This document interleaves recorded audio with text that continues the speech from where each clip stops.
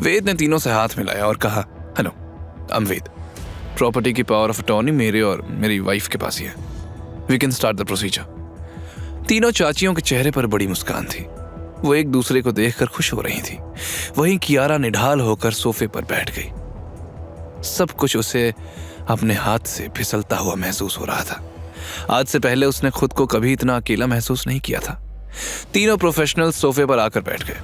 Advocate Sharma ने अपना briefcase खोलते हुए कहा, देखिए, हमारे बॉस ने कहा है कि अभी 10% एडवांस दे देंगे कैश में, बाकी पैसे प्रॉपर्टी खाली करने के बाद मिल जाएंगे। तभी एक प्रोफेशनल ने कहा, प्रॉपर्टी का एवोल्यूशन हमने पहले से ही करा लिया है। हम मार्केट रेट से भी ज्यादा पैसे दे रहे हैं। चारों प्रॉपर्टीज की कीमत के हिसाब से हर फैमिली को 3 करोड़ मिलेंगे। तभी वेद की नजर कियारा पर पड़ी, जो किसी मूर्ति की तरह सब होते हुए देख रही थी। वो अंदर से टूट चुकी थी। एडवोकेट शर्मा ने कागजात निकाले और बोले, यहां सब साइन कर दीजिए। यशवंत जी, मनोहर जी और अविनाश जी को भी कॉल कर लीजिए, उनके भी सिग्नेचर्स लगेंगे। अगले ही पर प्रोफेशनल ने अपने बैग से 30 लाख रुपए निकाले और टेबल पर रख दिया और बोला, ये एडवांस है, बाकी पैसे क्लियरिंग के बाद मिल जाएंगे। तीनों चाचियों की आंखें चमक उठी। इतने सारे पैसे देखकर उनका लालच और बढ़ गया। ममता, वाणी और अमिता ने तुरंत अपने अपने हस्बैंड को कॉल करके सारी बात बताई और उन्हें तुरंत घर आने को कहा। तभी एक प्रोफेशनल बोला, हमें 1 घंटे में सब कुछ कंप्लीट करना है। You know, time is money, so हम अपने आदमी भेज रहे हैं जो प्रॉपर्टी खाली करने में आपकी हेल्प करेंगे।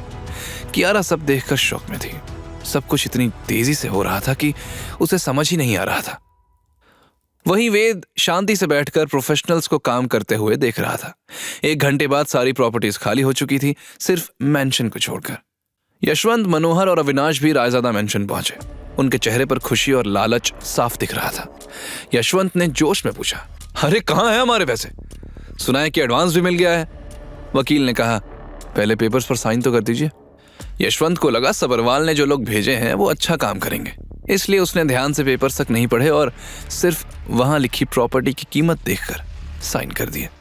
उसे देखकर बाकी भाइयों ने और उनकी बीवियों ने भी साइन कर दिया।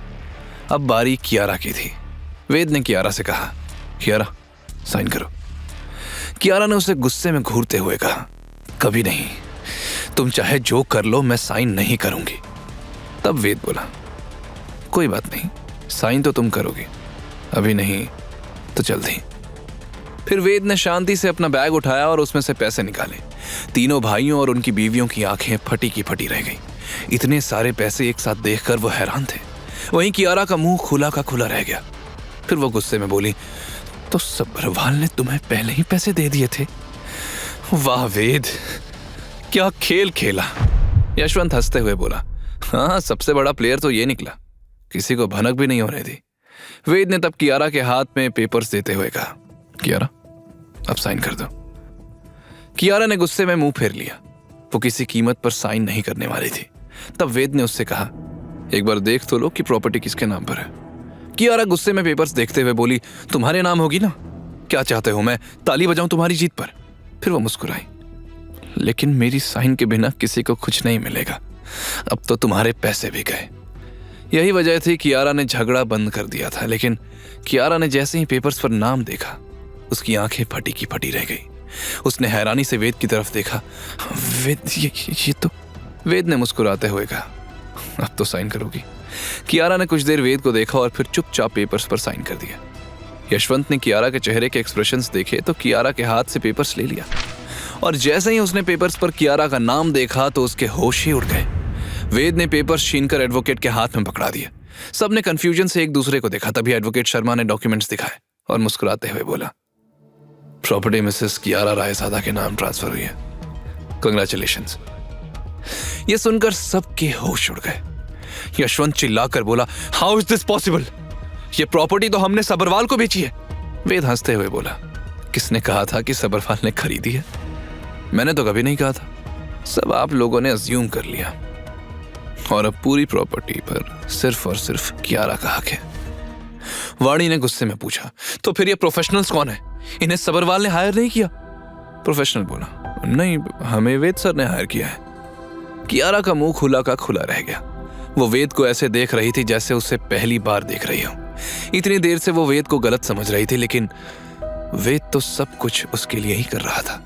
यशवंत गुस्से में आग बबूला हो उठा। ये सब धोखा हुआ है, हम ये प्रॉपर्टी नहीं बेचेंगे।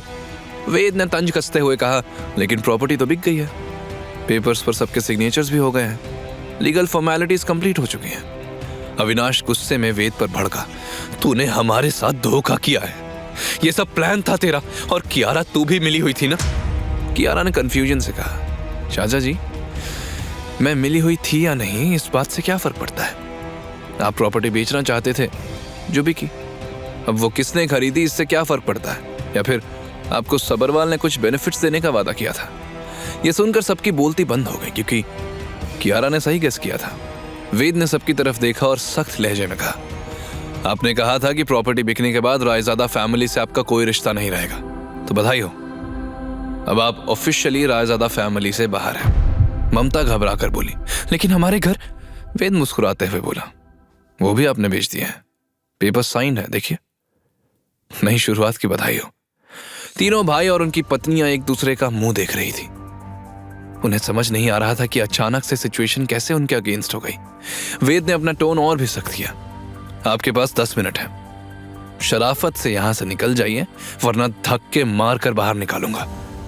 यशवंत हिम्मत जुटाकर बोला, हम कहीं नहीं जाएंगे, ये हमारा भी घर है। वेद ने हंसते हुए कहा, था, अब नहीं है, लीगल पेपर्स क्लियर हैं, अगर आप नहीं गए तो मुझे पुलिस को बुलाना पड़ेगा। पुलिस का नाम सुनकर एक एक करके सबकी हिम्मत टूट गई और वो मैंशन छोड़कर चले गए। वेद ने एडवोकेट और प्रोफेशनल से हाथ मिलाया और तब एडवोकेट शर्मा बोले, हम फाइनल प्रोसीजर के बाद आपको कांटेक्ट करेंगे। वेद ने हाँ में सिर हिलाया। जैसे ही सब लोग चले गए, कियारा ने वेद की तरफ देखा। उसकी आंखों में ग्रैटिट्यूड था, लेकिन साथ ही कंफ्यूजन भी। वेद, आई एम सॉरी, मैंने तुम पर गलत इल्जाम लगाए। कोई बात नहीं, तुम्हारा रिएक्शन नेचुरल था और असली मजा तो बाकियों को बेवकूफ बनाने में आया। तब कियारा ने पूछा, लेकिन तुमने ये सब कैसे मैनेज किया, इतने सारे पैसे कहां से आए? वेद के चेहरे पर कुछ अजीब से एक्सप्रेशंस आए।